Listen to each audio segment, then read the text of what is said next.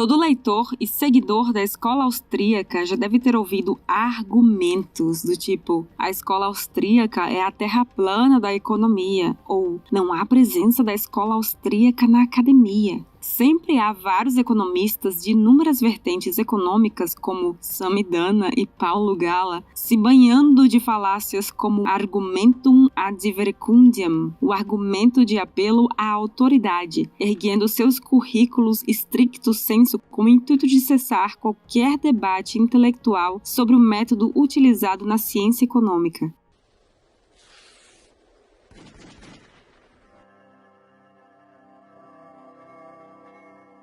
Existe escola austríaca de economia na área acadêmica?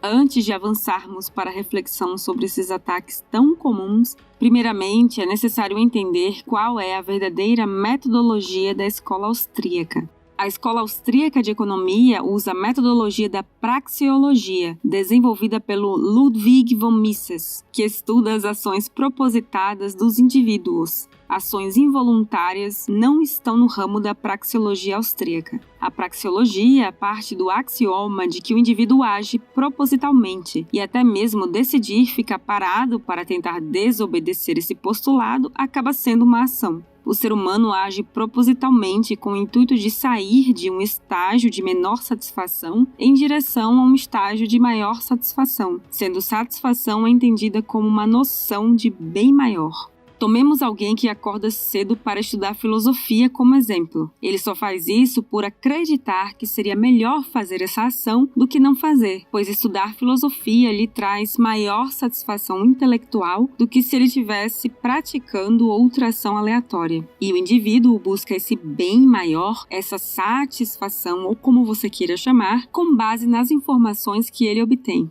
As informações podem ser verdadeiras, falsas ou incompletas. É importante entender que, em alguns casos, elas podem mudar, e é por isso que alguns projetos de humanos falham. O ser humano age com o intuito de sair de um estágio de menor satisfação para um estágio de maior satisfação, e ele faz isso por meio de escolhas. Fazemos escolhas por causa da existência da escassez. Se não houvesse escassez, não seria necessário fazer escolhas, pois toda ação poderia acontecer. Não há escassez apenas de objetos físicos, mas também há escassez de tempo e escassez de corpos. Ora, eu não posso dirigir meu carro ao mesmo tempo em que limpo minha casa, pois há uma escassez de corpos, pois eu só tenho um corpo e por isso eu devo fazer escolhas sobre a alocação do meu tempo e do meu corpo. Ao agir, o indivíduo escolhe entre várias possibilidades, visando atingir o que ele considera ser um bem que lhe beneficiará. O ato de renúncia às alternativas, além da escassez, também nos mostra que há uma hierarquia subjetiva de preferências.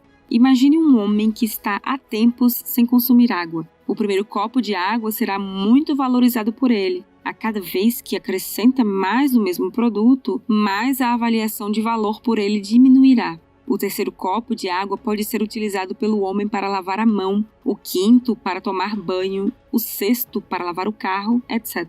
Caso o homem tenha preocupação com o gasto de água patrocinado por ele, ou tenha algo melhor para fazer, ou simplesmente a utilidade da água se tornou momentaneamente negativa para ele, provavelmente ele parará seus gastos em algum estágio após o primeiro copo de água. Esse postulado foi chamado por Carl Menger de teoria da utilidade marginal decrescente e foi usado como base para afirmar que o valor das coisas é subjetivamente fixado pelo indivíduo que percebe suas necessidades. A escola austríaca de economia, desde sua fundação com Carl Menger, acredita que as leis econômicas são objetivas, pois elas existem, são padronizadas e podem ser deduzidas usando a lógica. Algumas escolas econômicas anteriores acreditavam que as leis econômicas eram relativas e variavam em relação ao contexto histórico envolvido, mas os austríacos sempre se opuseram aos historicistas. Ora, por exemplo, é um fato que a riqueza aumentou muito nos Estados Unidos desde a independência até hoje, assim como é um fato que aumentaram os impostos e a presença do Estado na economia americana no mesmo período. Seria a presença do Estado, dos impostos, uma variável fundamental para ocasionar aumento de riqueza ou houve aumento de riqueza apesar disso tudo?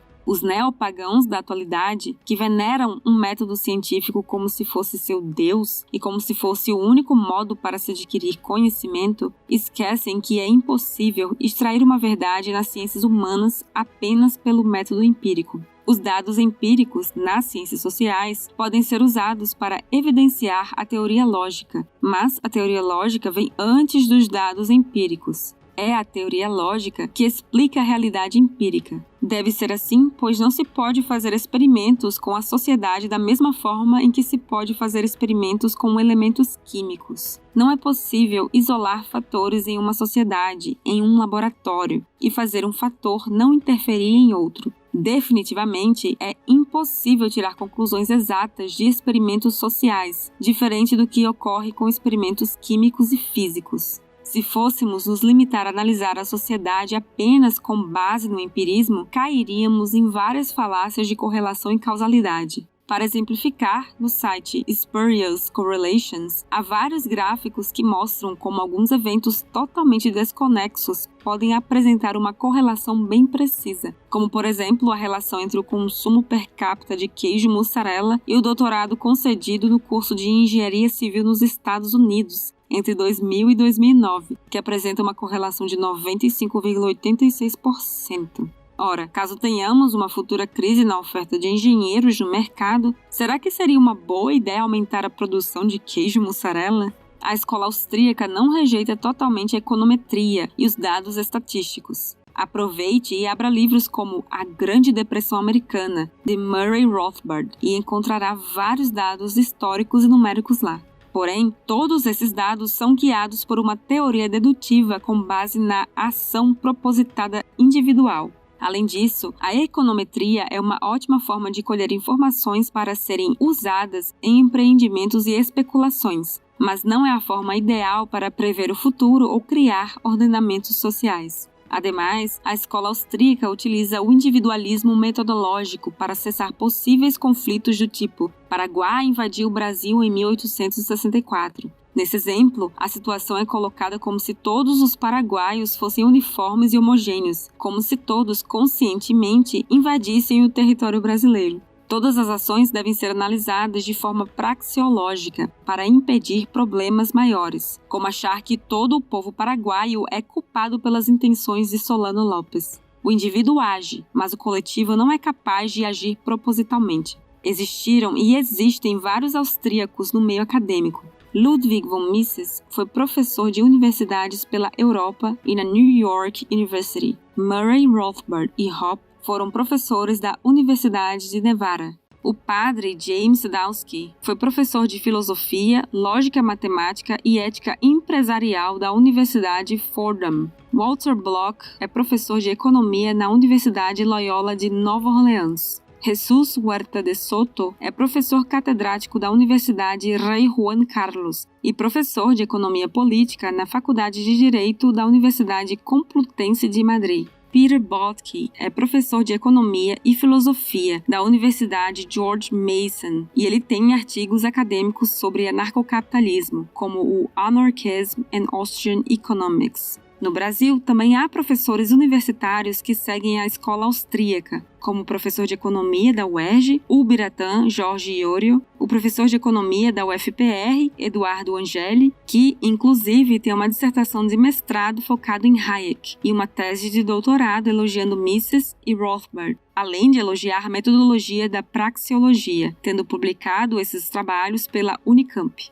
E há também um professor de ecologia da UFSCar, Marco Batalha. Antes que alguém argumente aí que Ubiratã é um hayekiano antipraxeológico, leia o seu artigo Por que Mises e também Hayek? Elevar um e ignorar o outro é uma injustiça, em que Ubiratã admite que Hayek é seguidor da praxeologia e admite admirar Mises. Além dos professores citados, há certamente muitos outros. Muitos acadêmicos omitem suas escolas de pensamento favoritas. O professor de Geografia da UFPR, Luiz Lopes Diniz Filho, afirma que pessoas que seguem linhas de visões muito distantes do mainstream acadêmico acabam sendo ostracizadas pelos professores acadêmicos já consolidados. Isso pode ser mais um empecilho que causa a existência de poucos professores acadêmicos austríacos. Além dos professores que seguem a escola austríaca, há vários TCCs, dissertações e teses em universidades brasileiras e no mundo com temas relacionados à escola austríaca e citando autores da mesma.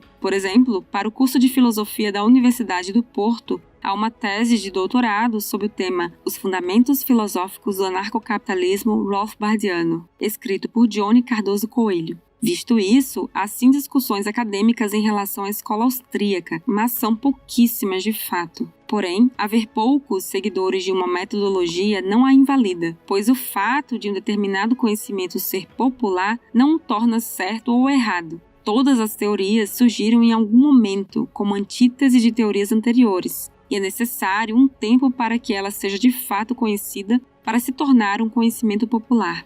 Certamente, a academia universitária foi muito necessária no passado para reunir cérebros, pessoas para promover pesquisa e desenvolvimento científico e filosófico, mas isso não é mais uma necessidade. Como Hayek sempre argumenta, o conhecimento está disperso na sociedade e a internet é uma forma extraordinária de aproximá-la, favorecê-la e democratizá-la, no sentido benéfico da palavra, claro, fazendo isso de forma bem mais eficiente do que o engessado modelo acadêmico. Por isso, é perfeitamente possível alguém sem diploma compreender mais de um assunto do que um professor com doutorado na área, visto que o monopólio da intelectualidade, enfim, se rompeu. Além disso, convenhamos, há muitos economistas formados e desempregados, enquanto que quase a maioria dos que trabalham no mercado financeiro são formados em engenharia. Não estamos afirmando que podemos fechar as universidades e abrir cassinos no local, pois a universidade pode sim ser uma excelente fonte de pesquisa, mas não precisa e nem será a única.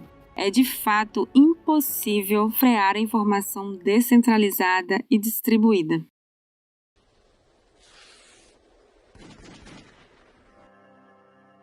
Obrigada por sua audiência.